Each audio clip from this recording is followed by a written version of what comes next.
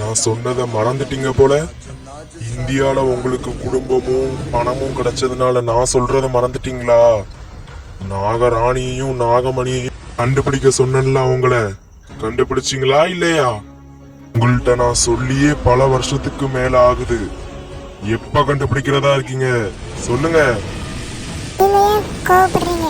நாங்க சீக்கிரம் கண்டுபிடிச்சிருவோம். அந்த நாகராணியையும் நாகமணியையும் நாங்க சீக்கிரம் கண்டுபிடிச்சிருவோம். நீங்க சொன்ன மாதிரி நாகராணியையும் நாகமணியையும் சீக்கிரம் கண்டுபிடிச்சிருவோம் நாங்க. ஆமாம், சீக்கிரம் நாங்கள் அந்த நாகராணியையும் நாகமணியையும் கண்டுபிடிச்சிருவோம். நீங்கள் டென்ஷன் ஆக தேவையே இல்லை. இன்னும் 4 நாளையில் நாங்கள் நாகமணியையும் நாகராணியையும் கண்டுபிடிச்சி தரோம். எங்களுக்கு ஒரு 4 நாள் மட்டும் டைம் தாங்க. இந்தியாவில் எங்களுக்கு சில குடும்பங்கள் கிடச்சிருக்காங்க. நீங்க சொல்ற மாதிரி உங்களுக்கு இந்த 4 நாள் தான் டைம். அதுக்குள்ள அந்த நாகராணியையும் நாகமணியும் கண்டுபிடிக்கல, உங்க 2 பேரையும் கொன்னு போட்டுருவேன்.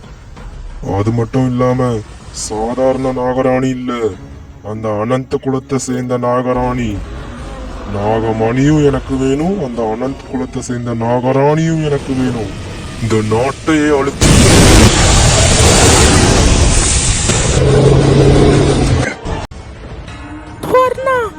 இன்னைக்கு நைட்டு தான் நம்ம நாகராணி நாகமா மாற போற நாள், ஈச்சாதாரியா மாற போற நாள்.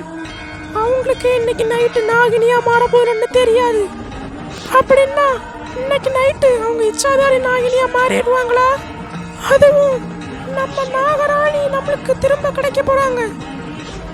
சுவர்ணா பிரீத்தி மட்டும் நாகராணியா மாறிட்டாங்கன்னா அவங்களால சும்மா இருக்க முடியாது. ஏன்னா நாகராணிக்கு நிறைய எதிரிங்க இருக்காங்க. அவங்க மேலதான் எல்லாரும் தாக்குதல் நடத்துவாங்க. அப்படின்னா அவங்க நாகராணியா மாறினா அவங்களுக்கு நிறைய போராட்டங்கள் இருக்கும். ஆமா பர்ணி, அது மட்டும் இல்ல, அவங்க நாகராணியா மாறினாங்கன்னா பேராபத்து கூட ஏற்படலாம். எதிரிங்க எல்லாம் நாட்டை அழிக்க ஆரம்பிச்சிருவாங்க. நாகராணி மட்டும் பிரீத்தின்னு தெரிஞ்சிச்சுன்னா அழிவு. ருத்ராமா, நீங்க இப்ப என்ன சொல்றீங்க?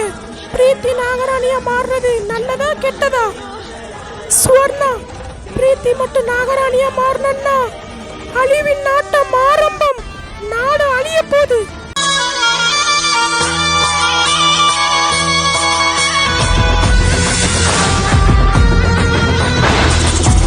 இந்த நாட்டையும் இந்த நாகராணியையும் அழிக்க போறவனை நம்ம சீக்கிரம் தேர்ந்தெடுத்து ஆகணும். அப்படி இல்லைன்னா நம்ம தேர்ந்தெடுக்கிறதுக்குள்ள நம்மளோட எதிரி அவன் தேர்ந்தெடுத்துருவான். அப்படின்னா சீக்கிரம் அவனை தேர்ந்தெடு. நம்ம தேர்ந்தெடுக்கணும் முதல்ல. அப்பதான் அந்த நாகராணியை அவனால அழிக்க முடியும். அவன் நம்மளுக்கு தான் சொந்தம். அப்படின்னா நம்ம இன்னைக்கே அவனை போய் பார்க்கணும். இந்த நாட்டையும் அந்த நாகராணியையும் அழிக்க போறவனை, அந்த ராஜாவை பார்க்க போகணும். विष्णु की भक्ति धर्म ही उसका आचरण